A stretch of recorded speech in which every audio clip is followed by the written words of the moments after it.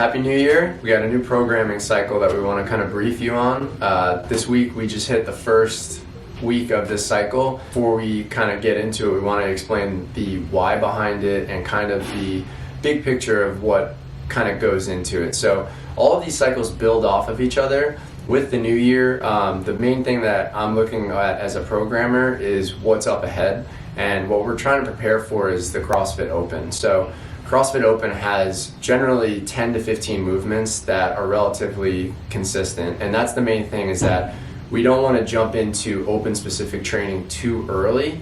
So what we're doing in January is we're building a really good foundation. So you're seeing a lot of basic strength movements. You're seeing a progression of gymnastic skills in terms of volume.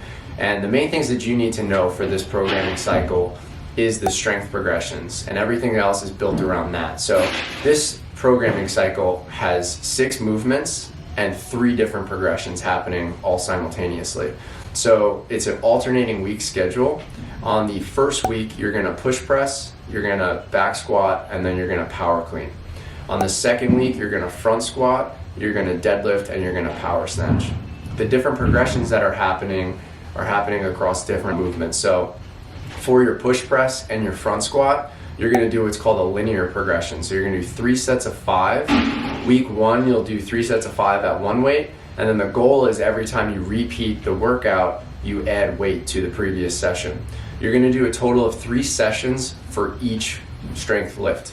So that's your basic linear progression for your push press and your front squat. For your back squat, we're doing more of what's called a volume progressions. Since we're going heavier on our front squats, we're gonna balance that with some higher rep, lighter weights on the back squats. So this past week we hit 3 sets of 10. Next time you do a session, it'll be 3 sets of 8, and then it will progress to 3 sets of 6. That will have the same kind of idea where we're gonna add weight, but the volume is gonna go down over the course of the 3 sessions.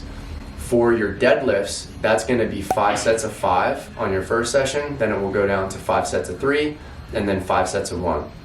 In the past, we've done a lot of dead stop deadlifts where you reset in the bottom of every deadlift.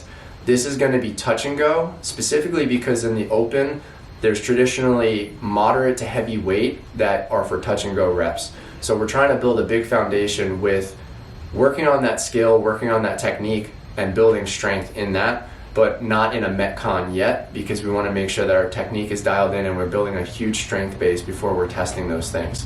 For the Olympic lifts, we're building the squat portion of the front squat independently, and we're working on the power clean independently. And then after this cycle, we'll join the two with the squat clean, but this is a foundational precursor. So for the power cleans, we're gonna do all of our power cleans and power snatches on the minute, and you're gonna start with 5 sets of 3, touch and go, then 5 sets of 2, then 5 sets of 1. And you'll do the same exact thing for your snatches. The main thing that we're looking to do here is we're building power endurance. So doing this as an EMOM limits how much weight you can use. It's gonna have a fatigue factor, and that's purposely put in there because we really aren't trying to lift very heavy when we're doing the power cleans or power snatches.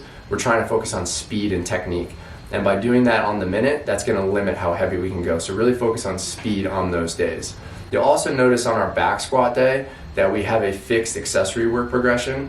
So because the volume on our back squat is going from 30 reps, then it's down to 24 reps, and then it's gonna go down to 18 reps.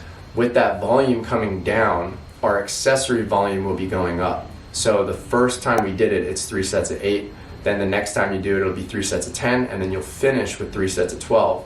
The goal here, because the reps are going up, is gonna be to use the same weights every single time, because we don't wanna try to manipulate weight and reps at the same time. We wanna make sure that we're only choosing one variable to increase. So when you're doing your accessory work, focus on writing and logging the weights that you used, and make sure you put detailed notes, and then over time just focus on using those same weights as those reps go up.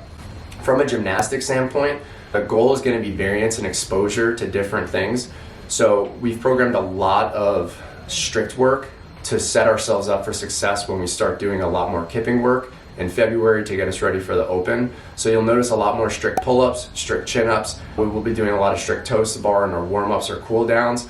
These are all to get your body prepared and healthy for the more dynamic movements that come up in the future. And then from a skill standpoint, there's a rotation in place to make sure that you get exposure to all the different types of skills that might come up in March. So that's an overarching big picture of what the programming is meant to be. And then everything else for you might not seem like a lot. You might just say, oh, we did this a couple weeks ago, we did that a couple weeks ago.